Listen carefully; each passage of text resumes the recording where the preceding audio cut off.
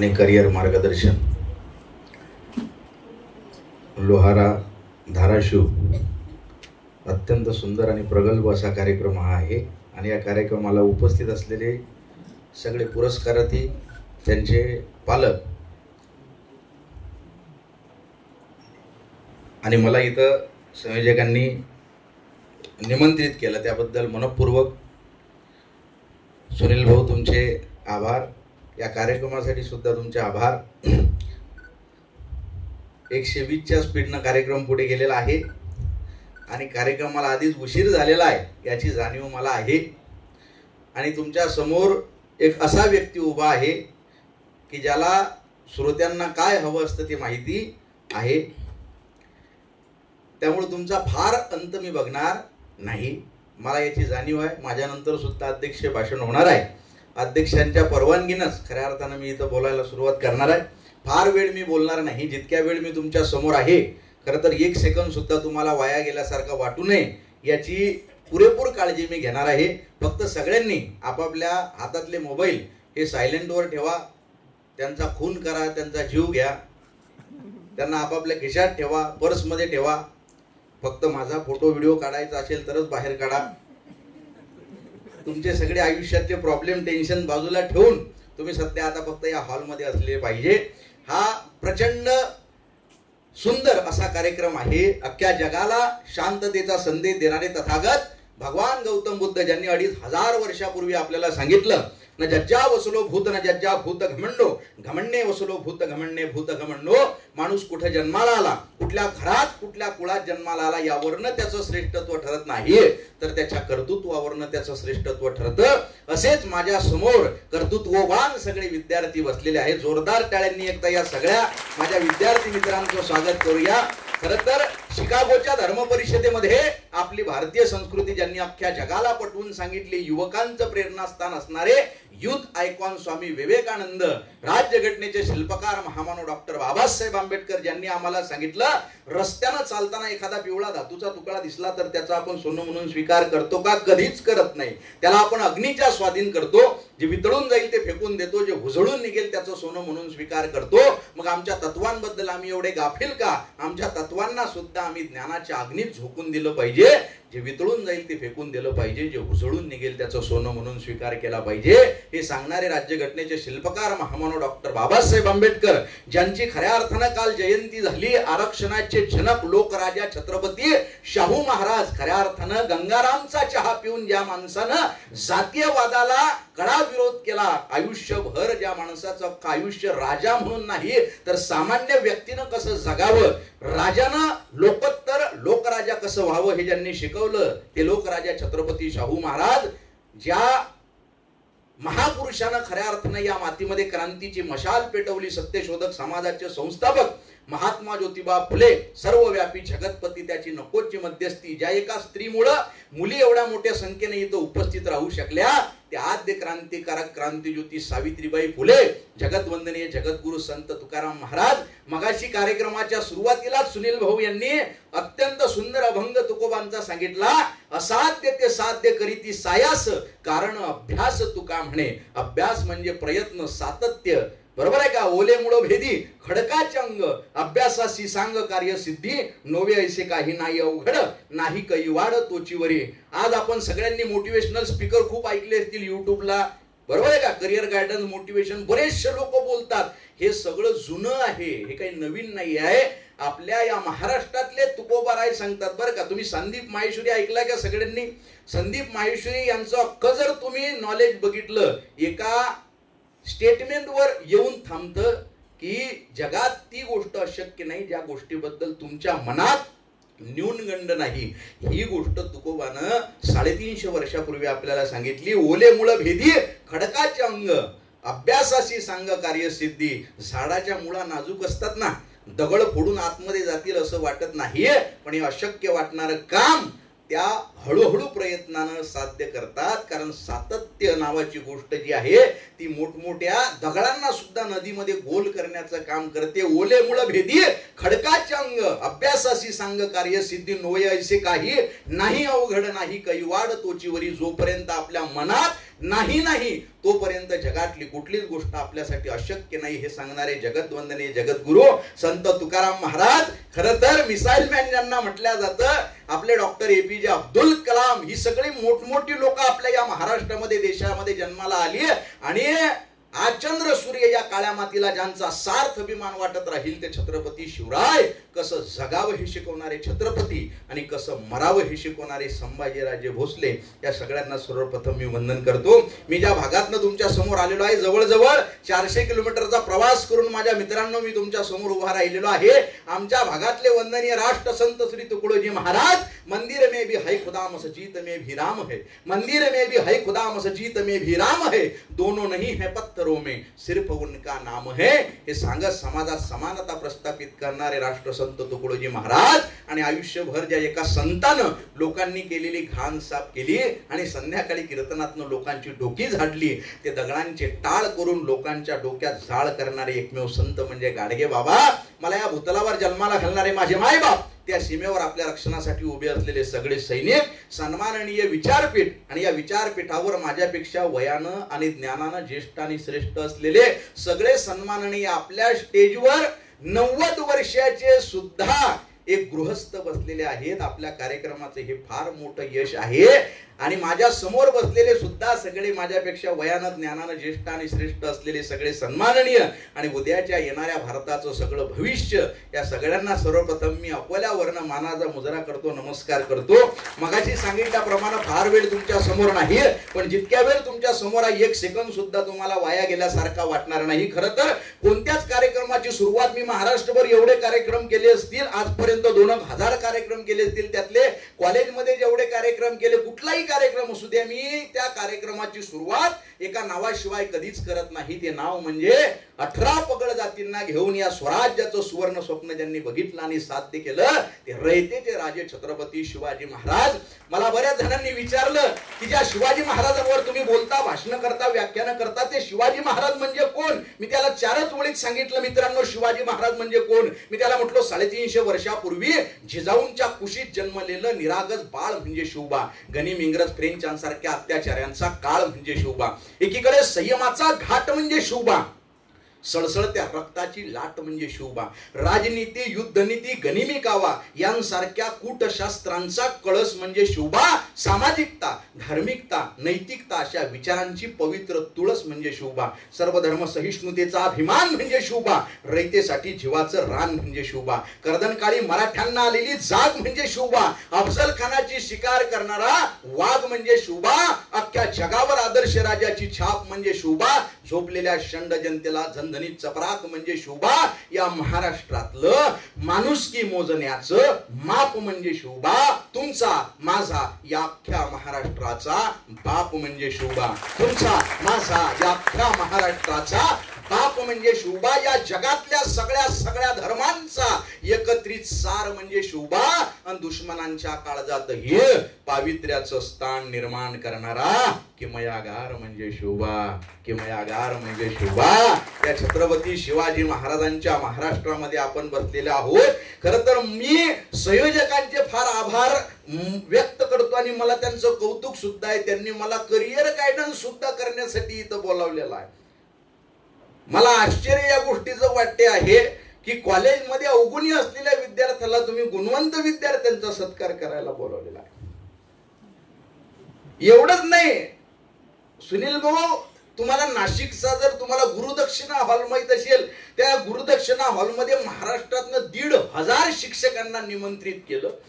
प्रत्येक तालुक्यातनं 2-2 शिक्षकांना पुरस्कार देण्यासाठी त्यांनी निमंत्रित केलं. काही तर त्या सगळ्या आदर्श शिक्षकांना पुरस्कार देण्यासाठी कोणाला निमंत्रित केलं? मला निमंत्रित केलं. माझ्यासोबत किशोरी शहाणे होत्या. मी तिथं सुद्धा एक वाक्य बोललो की खरं सांगतो की हे औपचारिक मला इथं बोलावलेलं आहे. किशोरी शहाणे यांनी पुरस्कार दिला तर खऱ्या अर्थानं समजू शकतो, परंतु मी सामान्य माणूस आहे, शेतकऱ्याचा पोरगा आहे. माझे वडील पोस्टमन म्हणून रिटायर्ड झाले दादा. पोस्टमन म्हणजे सेंट्रल गव्हर्नमेंटची सगळ्यात कमी पगाराची नोकरी. दिवसभर पत्र वाटून संध्याकाळी घरी येणारा बाप, ज्या वेळेस बापाची सेवा करत असताना माझे हात बापाच्या टाचांवर जायचे, त्यांच्या पायाला पडलेल्या भेगा आजपर्यंत मी विसरू शकलो नाहीये. आणि दुसऱ्याच्या वावरात काम करून मला शिकवणारी माझी आई, 15 रुपये रोजाना आम्ही दुसऱ्याच्या शेतात कामाला गेलो.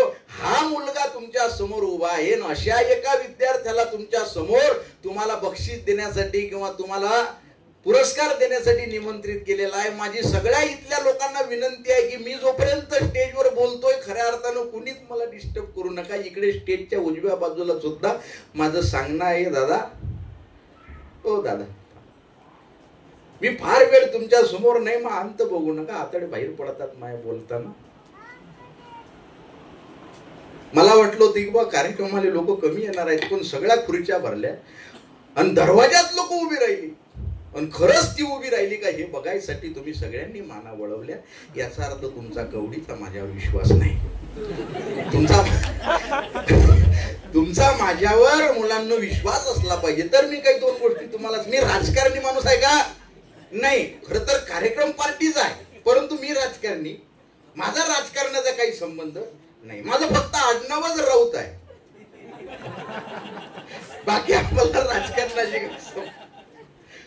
तीळ मात्र समान खरंच नाही बरं का. मला राजकारणातलं काही कळतही नाही आणि मला त्याच्यातलं जमतही नाही, खरं सांगतो. म्हणजे मला विधानसभेला ऑफर आल्या बरं का सगळ्या पक्षांच्या, पण मी म्हटलं पण मला त्यातलं कळतही नाही. मी कदाचित तुमच्याच पक्षाला शिवाय देऊ शकतो, बोलू शकतो काहीतरी, मला कोणीच पक्षात घेऊ नका. मग त्याच्यानंतर सगळ्यांनी एकमेकांना ठरवलेला याच्या नादी लागण्यात अर्थ नाही, कारण माझा कुठला पक्ष नाही. माझा पक्ष एकच, छत्रपती शिवाजी महाराज आणि डॉक्टर बाबासाहेब आंबेडकर. याच्या पलीकडे आपला कुठला पक्ष नाही. खरं सांगतो प्रामाणिकपणानं. आणि मला पक्षातलं काही फार कळत नाही. म्हणजे कुठला, तुम्हाला वाटत असेल या पक्षाचा सपोर्ट, त्या पक्षाचा विरोध, कुठल्याच नाही. माझ्यासाठी पक्ष कुठलाच नाही खऱ्या अर्थानं. माझं तर स्पष्ट मत आहे की सगळेच्या सगळे पक्ष हे स्वार्थीच असतात, असं नाही.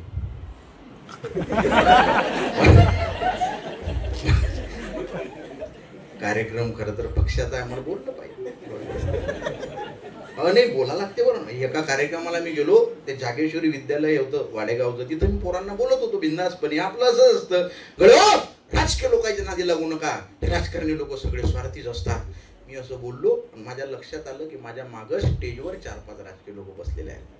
म्हटलं आता मार खाणे आपल्याला. मी सेकंदात वाक्य बदललं. म्हटलं राजकीय लोकांच्या नादी लागू नका, हे सगळे राजकारणी स्वार्थीच असतात, असं नाही. काही काही लोक चांगली असतात आणि त्यातले जे चांगले राजकीय लोक आहेत तेच आपल्या स्टेजवर बसलेले आहेत.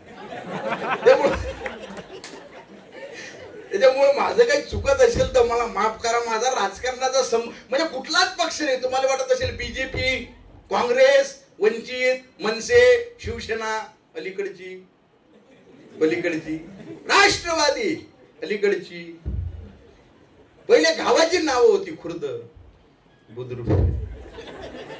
आपल्याला राजकारणातलं काही कळत नाही.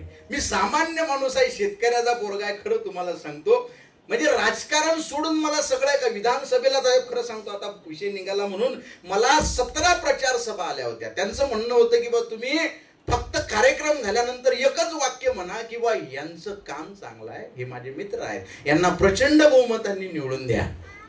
म्हटलं बा पहिली गोष्ट तुम्ही माझे मित्र नाही, दुसरं तुम्ही काय दिवे लावले मला माहित नाही. म्हणे आम्ही तुम्हाला बोलावतोय, सेंट्रल वरनं पैसा आलाय, तुमची सगळी गरिबी दूर करतो. म्हटलं बा मला गरीब राहू द्या, पण मी एखादाचं वाक्य बोला म्हणे. म्हटलं बा एक वाक्य मी बोलू शकतो तहसीलदार साहेब, एक वाक्य. म्हणे काय? म्हटलं एक वाक्य मी बोलू शकतो, हे जर चांगले असतील तर यांना निवडून द्या, हे चांगले नसतील तर यांना पाडा. मी काही चुकी, मी सामान्य माणूस आहे, एक वाक्य बोललो मी, मला कोण परत फोनच नाही केला. म्हणजे विश्वासच नाही ज्याचा त्याच्यावर, मी काय करणार आहे याला. मी 17 प्रचार सभा साहेब कॅन्सल केल्या, कारण माझा पक्ष फक्त काय आहे, डॉक्टर बाबासाहेब आंबेडकर, छत्रपती शिवाजी महाराज, याच्या पलीकडे आपला पक्ष नाही. म्हणून सगळ्या विद्यार्थी मित्रांना इथं सांगतो, माझा राजकारणाशी काही संबंध नाही. तुम्ही माझं ऐकलंच पाहिजे. मगाशी तुम्ही हसलात, तुम्ही टाळ्या वाजवल्या, मला प्रचंड आनंद झाला. इतका प्रगल्भ अभ्यासू रसिक वर्ग, मी महाराष्ट्रात एवढे कार्यक्रम केले, पण एवढा ताकदीचा रसिक वर्ग आज मला इथं या लोहाऱ्यामध्ये पहिल्यांदा बघायला भेटला. असं नाही. खूप ठिकाणी असं रसिक खूप ठिकाणी मला असा रसिक वर्ग भेटतो, पण प्रशंसा केली की जरा बरं वाटतं, त्यामुळे मी प्रशंसा केलेली आहे. पण विद्यार्थी मित्रांनो, तुमचं अभिनंदन आहे. फक्त मगाशी सरांनी सांगितलेलं एक वाक्य मला खूप आवडलं. त्यांनी सांगितलं, किती मोठे व्हा, फक्त ज्यांनी आपल्याला मोठं केलं त्या लोकांना विसरू नका. आपल्या शिक्षकांचं, आपल्या आईवडिलांचं मार्गदर्शन आपल्या पाठीमागं असताना हसवत हसवत क्षणात थोडे रडवत होते शिक्षक, शब्दांनी नाही कळले तर बडवत होते शिक्षक. हसवत हसवत क्षणात थोडे रडवत होते शिक्षक, शब्दांनी नाही कळले तर बडवत होते शिक्षक. राग यायचा तेव्हा जेव्हा लहान होता मेंदू, आता कळले हिऱ्यास नकळत घडवत होते शिक्षक. हिऱ्यांना घडवण्याचं काम शिक्षक लोक करत असतात. मला प्रचंड आनंद आहे की या सगळ्या लोकांच्या मध्ये आपण आहोत. भविष्यात आपण कुठं असणार आहे, काय करणार आहे, करिअर गायडन्स नेमकं असते काय. मी काही बाकीच्या मोटिवेशनल स्पीकर सारखं नाही बरं का. मोठमोठ्या ठिकाणी मला बोलावलं बघा, जे एमपीएससी यूपीएससी थ्रू लागले अधिकारी म्हणून, त्या लोकांचाही सत्कार करायसाठी मला बोलावलं. मी गेलो तोंड घेऊन. मला निमंत्रित केलं, मी गेलो, बरोबर आहे का. अधिकाऱ्यांचा सत्कार करत असताना मी काय बोलावं. हे जे अधिकारी लोक, जे आपण एक्झाम्पल सांगत असतो, ती एक्झाम्पल जगणारे लोक आपल्या समोर असतात. आज आपल्या स्टेजवर सुद्धा असे लोक जे एमपीएससी यूपीएससी मधनं पासआउट झालेली लोक आपल्या समोर आहेत. एकदा त्यांच्यासाठी टाळ्या फक्त तुम्ही व्हावी.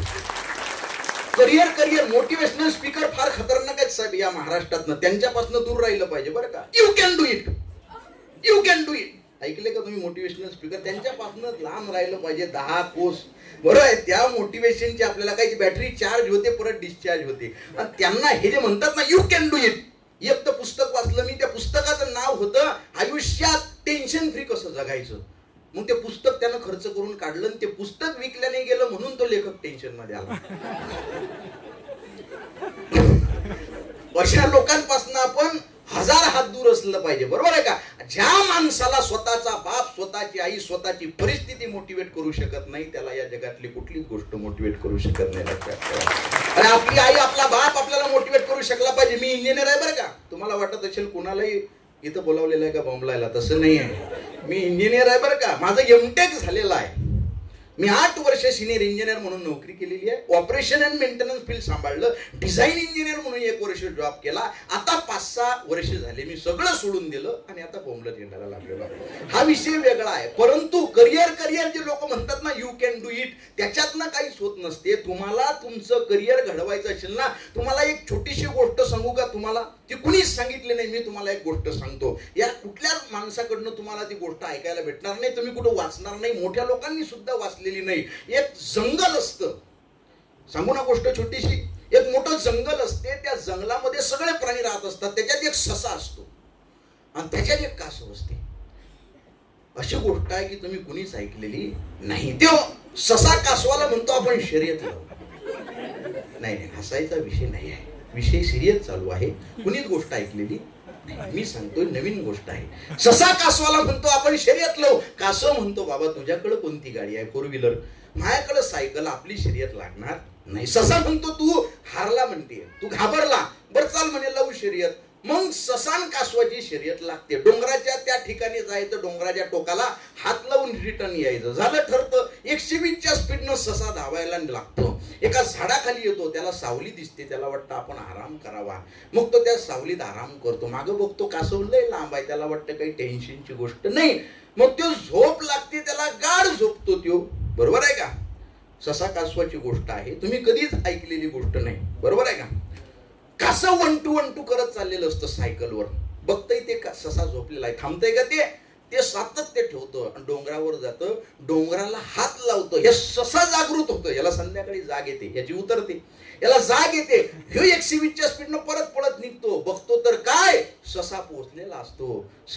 कासव पोहोचलेला असतो. कासव जिंकलेला असतो. ससा हारलेला असतो. खरं तर सातत्य ठेवल्यामुळं कासवाचा विजय झालेला असतो आणि ससा हरलेला असतो. जोरदार टाळ्या वाजवा. ही गोष्ट तुम्हाला कोणी सांगितली का, तुम्ही ऐकली का? नाही. अशा माझ्याकडे गोष्टींचा खजाना आहे, नवीन गोष्टींचा. लक्षात घ्या. ही गोष्ट तुम्ही ऐकली का याच्या आधी तुम्ही? मग मला ऐकली ती एक गोष्ट सांगा फक्त, की ते कासव का विजयी झालं सांगा बरं. माझ्या सगळ्या बोलण्याचा गाभार्थ इथंच आहे. काय कासव का विजयी झाला सांगा बरं.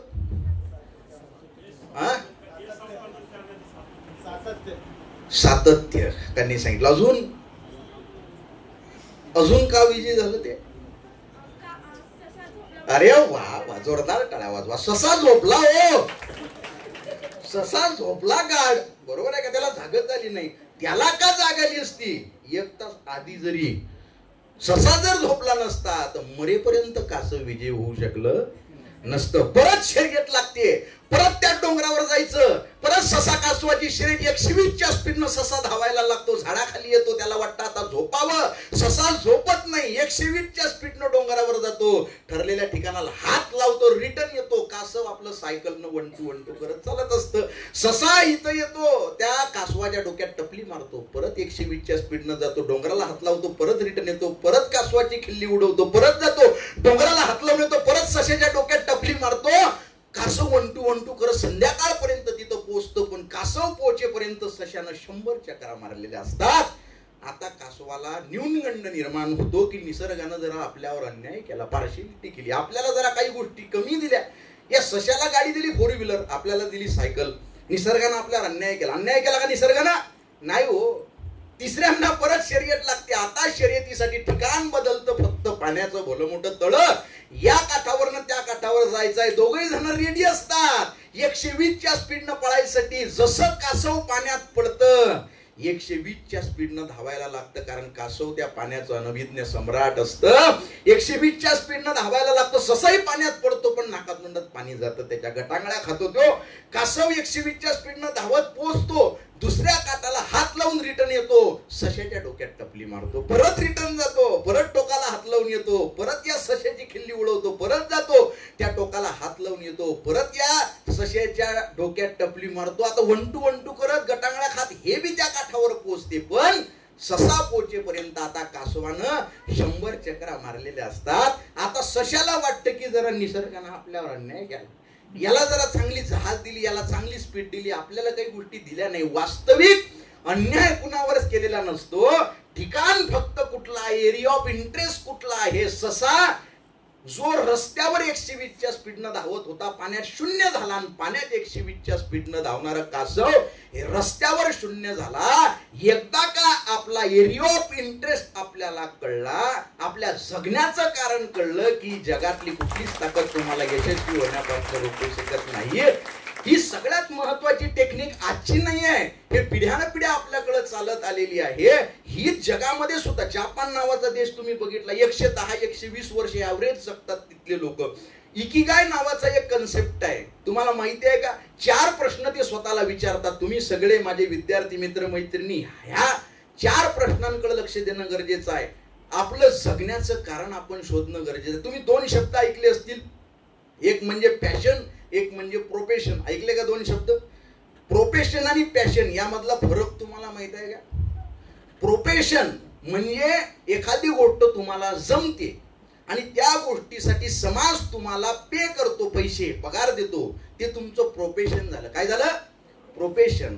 आणि पॅशन म्हणजे काय? एखादी गोष्ट तुम्हाला आवडते आणि तुम्हाला ती जमते सुद्धा, ते काय झालं? तुमचं पॅशन. आता बघा, दोन्हीमध्ये तफावत आहे. एकीकडे तुम्हाला जमते गोष्ट, पैसाही मिळतो, पण आवड असेलच असं नाही. एकीकडे तुम्हाला आवड आहे, तुम्हाला जमतंय, पण त्याच्यासाठी लोक तुम्हाला पैसे देतीलच असं नाही. पण जर एखादी गोष्ट तुम्हाला अशी सापडली की ज्यामध्ये तुम्हाला इंटरेस्ट आहे, जी गोष्ट तुम्हाला जमते, त्याच्यासाठी लोक तुम्हाला पैसेही देऊ शकतात, तुमचा उदरनिर्वाह चालू शकतो, आणि चौथं म्हणजे समाजाच्या जर ती उपयोगी असेल तर ती गोष्ट म्हणजे तुमच्या जगण्याचं कारण असतं. म्हणून 4 प्रश्न स्वतःला विचारा आजच करिअर ठरवत असताना. पहिला म्हणजे मला आयुष्यामध्ये कशात सगळ्यात जास्त इंटरेस्ट आहे. दुसरी गोष्ट, मला ते जे करायचं आहे ते जमतंय का. तिसरी गोष्ट, समाज याच्यासाठी मला पे करणार आहे का. आणि चौथी गोष्ट, हे समाजाच्या हिताचं आहे का. माझं उदाहरण सांगू तुम्हाला 1 मिनिटात. मी इंजिनियर आहे आणि चांगला इंजिनियर होतो बरं का. मी माझं एमटेक झालेलं आहे. म्हणजे काय आहे, माझा डिप्लोमा झाला ENTC मध्ये, माझं इंजिनिअरिंग झालं ENTC मध्ये, माझं एमटेक झालं वायरलेस अँड मोबाईल कम्युनिकेशन मध्ये. याचा अर्थ मी इलेक्ट्रॉनिक्सचा खूप चांगला इंजिनियर आहे, परंतु माझा त्याच्यात इंटरेस्ट शून्य. परंतु तरी मी इंजिनियर असल्यामुळं मला पगार देत होते ना लोक. लहान लेकरांना इथं शांत करा, या लहान लेकरांना मी खूप घाबरतो. मोठ्यांना कसं शांत करायचं मला माहिती आहे, राजकीय लोकांना मी घाबरत नाही, पण लहान मुलांना काही घेणं देणं नसतं स्टेजवर कोण आहे काय आहे. मित्र वणव्यामध्ये गारव्यासारखा तू तुझ्या घरी. ह्या आमचं लोहार आहे. मी माझ्या आईच्या कडेवर बसलेला आहे. एका कार्यक्रमात मी कविता चालू केली साहेब, एक लहान पोरग रडायला लागलं. मी कविता थांबवली, ती रडायचं थांबलं. मी डबल कविता चालू केली, ते डबल रडायला लागली. मी कविता थांबवली, ते रडायचं थांबलं. म्हटलं हा खतरनाक आयटम आहे. मी तिसऱ्यांदा परत कविता चालू केली, ते परत टेमलायला लागलं. मग माझी तळपायातली आग मस्तकात गेली. म्हटलं संयोजक साहेब त्या पोराच्या आईला बोला. म्हटलं काकू तुमच्या लेकराला गप करा, नाही तुम्ही त्याचा गळा दाबेन. त्या लेकराची आई म्हणे माझ्या लेकराचंही तेच म्हणणं आहे, तो स्टेजवर बोलतोय त्याला गप करा, नाही तुम्ही त्याचा गळा दाबेन. मला लहान लहान लेकरांना मी खूप घाबरतो. शांत बसलेला आहे लेकरू, आता काही हरकत नाही, वडिलांकडे आहे, आता बापाला सांभाळायला लागतं खरं तर. आणि सांभाळलं पाहिजे, आपलं कर्तृत्व आहे, कर्तव्य आहे, बरोबर आहे का. पण ते तुमच्या पुढे गप नाही बसणार. त्याची आई जर बोलली तर ते गप बसू शकतं, कारण आईच्या बोलल्यानं बाप गप बसतो. लेकरू मला काय सांगायचंय बघा, विनोदाचा विषय नाही आहे, मला सरळ हे सांगायचं आहे फक्त, किंवा लग्न झाल्यानंतर माणसाच्या आयुष्यामध्ये टेन्शन येतात, संकट येतात, असं नाही. पण बायकोला न घाबरणारा माणूस जन्माला आला नाही. नाही खरंच नाही आला. मी आता साहेबांच्या घरी गेलो चहा घ्यायला, म्हणजे तिथून आलो आम्ही, तर म्हटले की आपण इथं मुक्काम करू, नाश्ता झाला, चहा झाला. आणि चहा झाल्या झाल्या, काय नाव आहे सरांचं त्या, गोपने सर. बघा आपण कसा आहे खोटं बोलणारा माणूस नाही. त्याच्या घरी गेलो, ते म्हटले मुक्काम करा, आम्ही नाश्ता केला, बरोबर आहे का. ते सुशिला नावाचा प्रकार केला त्यांनी, बरोबर आहे का, ऍसिडिटी होत नाही म्हणे त्यानं. आणि मग आम्ही बसेल असताना वहिनीनं आवाज दिला किचन मधून, म्हटलं साहेब काय पाहुणे, नाही तुम्ही चहा घ्या म्हणे, आपण काय घाबरतो का म्हणे. परत वहिनीनं आवाज दिला, मला आता खतरनाक काम आहे बरं, मी कार्यक्रम करून चालला जाणार आहे, तुम्ही जा. नाही मी कार्यक्रमाला घाबरतो का म्हणे, विद्यार्थ्यांचा सत्काराचा. मी नाही घाबरत, तुम्ही घ्यावं चहा. मग आवाज वाढला वहिनीचा, डोळे मोठे झाले, मग लटलट कापायला लागले. साहेब गेले बा बोटाचे, काय म्हणे एवढा मोठा कवी बसलेला, आमच्या गप्पा चालू आहेत, काय आहे. वहिनी म्हटलं आवाज कमी, तुमचा बी आणि त्या कवीचा बी. तर मग गप नाश्ता कर घरी. पण काय काम आहे, काम काही नाही म्हटलं, बघत होते मग पोटात किती ताकद. आता परत ते मला नाश्त्याला नेणार असं नाही, मला जेवायला सुद्धा ते नेणार आहेत, कारण मी सांगणार आहे ही गोष्ट काल्पनिक आहे, याचा त्यांच्या आयुष्याशी काही संबंध नाही. पण ते घाबरतात हे त्रिकालबाधित सत्य. बायकोला न घाबरणारा माणूस जन्मालाच आला नाही हो. तुमच्यात कोणी आहे का हात वर करा बरं, की जो म्हणते बायकोला घाबरत नाही. हातही वर करत नाही का तुम्ही, हातही वर करत नाही का. बापा बापा तुम्ही काय हात वर करसाल, अहो स्टेजवर सुद्धा एकही हात वर नाही, काय सांगताय तुम्ही, एकही हात वर करणे. अहो काय राजा, वा वा, कोणीच नाही का बायकोला, वा दरवाजात हात वर झाले, जोरदार टाळा वाजवा. बायकोला न घाबरणारा माणूस सापडला, पण तुम्ही हात वर का केला मला माहित आहे, तुमची बायको इथं आलेली नाही म्हणून तुम्ही हात वर. अहो बायकोला न घाबरणारा माणूस जन्माला आला नाही, असं मनापासून हसलं पाहिजे की नाही. नाही तर पुणे मुंबईला काही ठिकाणी कार्यक्रम होतात अशा हॉलमध्ये, माझे लोक खतरनाक असतात, पण सुटा बुटात गालातल्या गालात हसतात, एकटक आपल्याकडे असे बघत राहतात, हसतच नाही. आपले हातडे बाहेर पडतात, आपण जमा करून डबल पोटात टाकायचे, अरे हसणं हसत एकटक आपल्याकडे बघत राहतात. असं वाटतं प्रत्येकाला मुळव्यात झालेला हसणं. रात्री 2 वाजता जागे दिले, काय झालं, खतरनाक माणूस होता दुपारी, मेला तो. ह्याच त्यावेळेस हसलं पाहिजे, दिलदार राहिलं पाहिजे, बरोबर आहे का. त्यामुळे असे हसणारे चेहरे मला फार आवडतात. मी काही फार मोठा काही मार्गदर्शक आहे का, मला त्यांनी सांगितलं की बा आता अनंत राऊत यांचं मार्गदर्शन होणार आहे. माझं काय मार्गदर्शन होणार आहे, माझे मला म्हणते तुझं मार्गदर्शन आहे का तिकडे. म्हटलं हो, तू काय मार्गदर्शन करणार आहे, तुला तुझा विषय कळना झाला, तू काय मार्गदर्शन. माझे मला म्हणते, माझ्या आई मी ऐकतो बरं का, माझ्या जेवढ्या कविता आहेत ना, तुम्ही कविता ऐकल्या का नाही, माझ्या कविता कमी घेणार आहे मी म्हणून. मित्र वणव्यामध्ये गारव्यास ऐकलं का नाही सगळं. दुःख अडवायला उंबऱ्या सारखा, मित्र वणव्यामध्ये गारव्या सारखा. ऐकलं का नाही, तुमच्या साऊंडला ऐकू नाही का.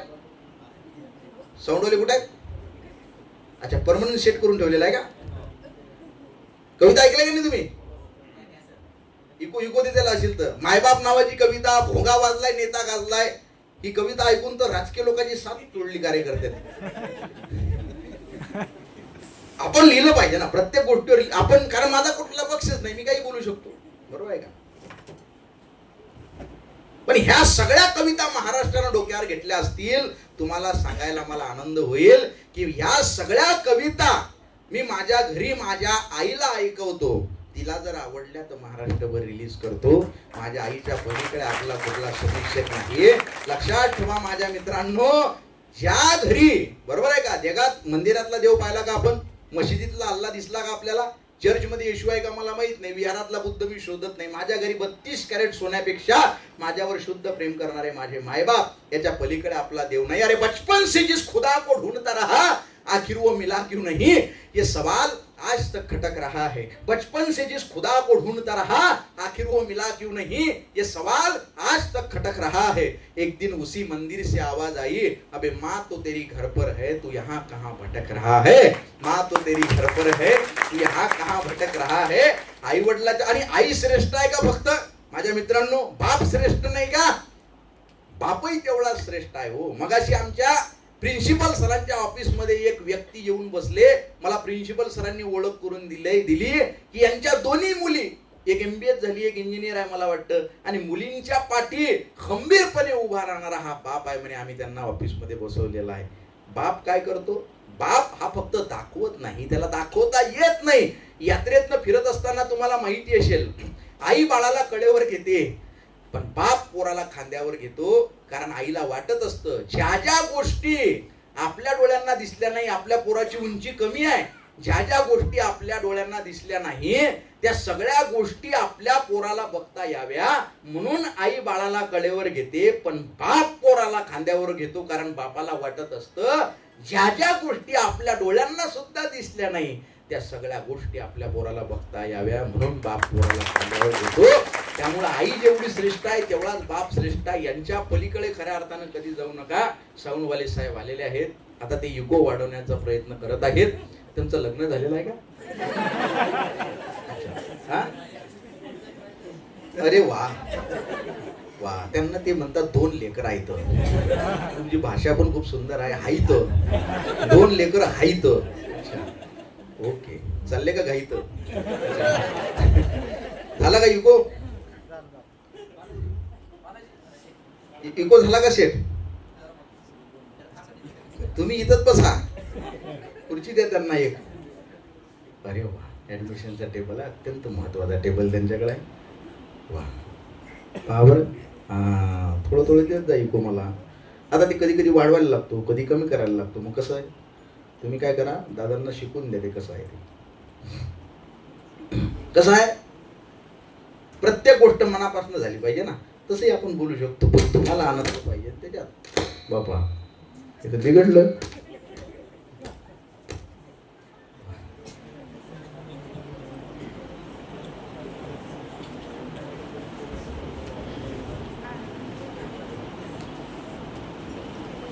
हॅलो हॅलो, जरासा पाठवा.